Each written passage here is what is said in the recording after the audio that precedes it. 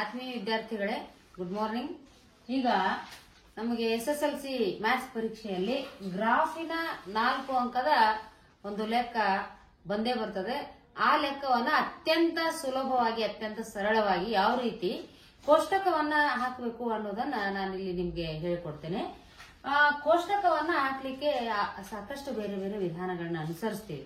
ಆದ್ರೆ ಈ ವಿಧಾನವನ್ನ ನೀವು ನೋಡಿದ ಮೇಲೆ ಇದೇ ವಿಧಾನವನ್ನ ಅನುಸರಿಸ್ತೀರಿ ಅಂತ ನನಗೆ ಭರವಸೆ ಇದೆ. ಈಗ ನೋಡಿ, 2x + y = 10 ಅನ್ನುವಂತ ಒಂದು ಸಮೀಕರಣ ಇದೆ. ಇದಕ್ಕೆ ಕೋಷ್ಟಕವನ್ನ ಹಾಕಬೇಕಾಗಿದೆ. ನಮಗೆ 2 ಪಾಯಿಂಟ್ಗಳಾದ್ರೆ ಸಾಕು, ಆದ್ರೂ ಕೂಡ ನಾವು 3 ಪಾಯಿಂಟ್ಗಳನ್ನ ಕ್ರಾಸ್ ಚೆಕ್ ಸಲುವಾಗಿ ಗುರುತಿಸ್ತೀವಿ. ಇಲ್ಲಿ ನೋಡಿ, 2 ಇದೆ. ಫಸ್ಟ್ ಏನ್ ಮಾಡೋಣ ಅಂದ್ರ ಇದಕ್ಕೆ ಸುಮ್ಮನೆ ಒಂದು ಬ್ರಾಕೆಟ್ ಹಾಕಿಟ್ಬಿಡೋಣ, =10 ಅಂತ. ಅದೇ ರೀತಿ ಇನ್ನೊಂದು ಮತ್ತೊಂದು, ಅಂದ್ರೆ 3 ಪಾಯಿಂಟ್ಗಳಿಗೆ 3 ಬ್ರಾಕೆಟ್ಗಳನ್ನ ಈ ರೀತಿಯಾಗಿ ಹಾಕಿ ಇಟ್ಟು ಯಾವ ರೀತಿ ನಾವು ಬೆಲೆಗಳನ್ನ ಅತ್ಯಂತ ಸರಳವಾಗಿ ತುಂಬಬಹುದು ಅನ್ನೋದನ್ನ ನೋಡೋಣ.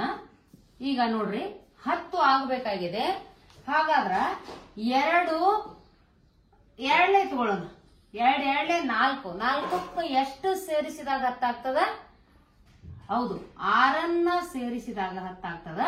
ಹಾಗಾದ್ರೆ 2, 6 ಇವು ನಮ್ಮ ಕೋಷ್ಟಕಕ್ಕೆ ಬಂದು x ದ ಬೆಲೆ 2, y ದ ಬೆಲೆ 6, 2, 6 ಅಂತ ಹೇಳಿ ಇದು ಒಂದು ನಿರ್ದೇಶಾಂಕ ಆಯ್ತು. ನೆಕ್ಸ್ಟ್ 2 3 6 ಆಯ್ತು. ಹಂಗಾರೆ 6ಕ್ಕೆ ಎಷ್ಟು ಸೇರಿಸಿದಾಗ 10 ಆಗ್ತದ? 4 ಸೇರಿಸಿದಾಗ 10 ಆಗ್ತದೆ.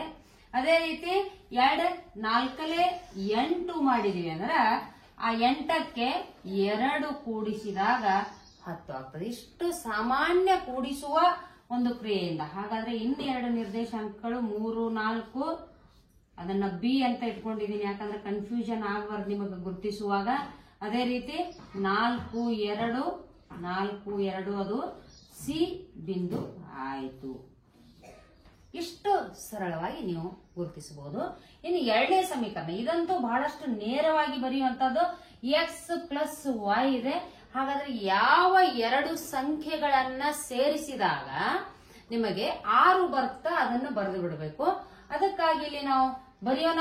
ಯಾಕಂದ್ರೆ ಇಲ್ಲಿ ಇರುವ ಯಾವ್ದಾದ್ರೂ 2 ಸಂಖ್ಯೆಗಳನ್ನ, ಇಲ್ಲಿಯ ನಿರ್ದೇಶಾಂಕಗಳನ್ನ ಕೂಡಿಸಿದಾಗ ಯಾವ್ದು ಬರ್ತದೆ ಅದನ್ನು ಬರೆದ್ರ ನಿಮಗೆ ಬಹಳ ಬೇಗ ನಿಮಗೆ ಛೇದಿಸುವ ಒಂದು ಬಿಂದು ಸಿಕ್ಬಿಡ್ತದೆ. ಅದಕ್ಕಾಗಿ ನೋಡ್ರಿ, 3 ಸೇರಿಸಿದ್ರೆ ಕೂಡ 6 ಸಿಗುತ್ತೆ, ತಪ್ಪಿಲ್ಲ. 3 + 3 = 6 ಬರೀರಿ. ಅದೇ ರೀತಿ 2 + 4 = 6 ಬರೀರಿ. 4 + 2 = 6 ಬರೀರಿ. ಇವೆಲ್ಲವೂ ಕೂಡ ಇದಕ್ಕೆ ಪರಿಹಾರಗಳ ಹೌದು. ಈಗ ಇವನ್ನೇ ಕೋಷ್ಟಕದಲ್ಲಿ 3, 3 ಇದು ಪಿ ಬಿಂದು ಅಂತ ಕೊಟ್ಟಿದ್ದೀನಿ. ಎ ಬಿ ಅಲ್ಲಿ ಕೊಟ್ಟಾಗ ಇಲ್ಲಿ ಬೇರೆ ಅಲ್ಫಾಬೆಟ್ಸ್ ಅನ್ನ ತಗೊಂಡಿದ್ದೀನಿ. 2, 4 ಎರಡನೇ ಒಂದು ನಿರ್ದೇಶಾಂಕ ಆಯ್ತು.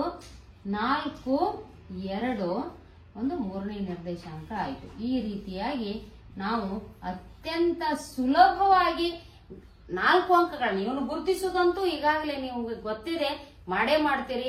ಕೋಷ್ಟಕವನ್ನ ಹಾಕುವುದರಲ್ಲಿ ನಮ್ಮ ಮಕ್ಕಳು ಬಹಳ ಕಷ್ಟ ಪಡ್ತಾರ. ಆ ಕಷ್ಟ ಪಡಬೇಡ್ರಿ ಅಂತ ಹೇಳ್ತಾ ಈ ರೀತಿಯಾಗಿ ಕೋಷ್ಟಕವನ್ನ ಹಾಕಿ ನಾಳಿನ ಪರೀಕ್ಷೆಯಲ್ಲಿ ಯಶಸ್ಸು ನಿಮ್ಮದಾಗ್ಲಿ, 4 ಅಂಕಗಳು ನಿಮ್ಮದಾಗ್ಲಿ ಅಂತ ಹಾರೈಸ್ತಾ ನಮಸ್ಕಾರ.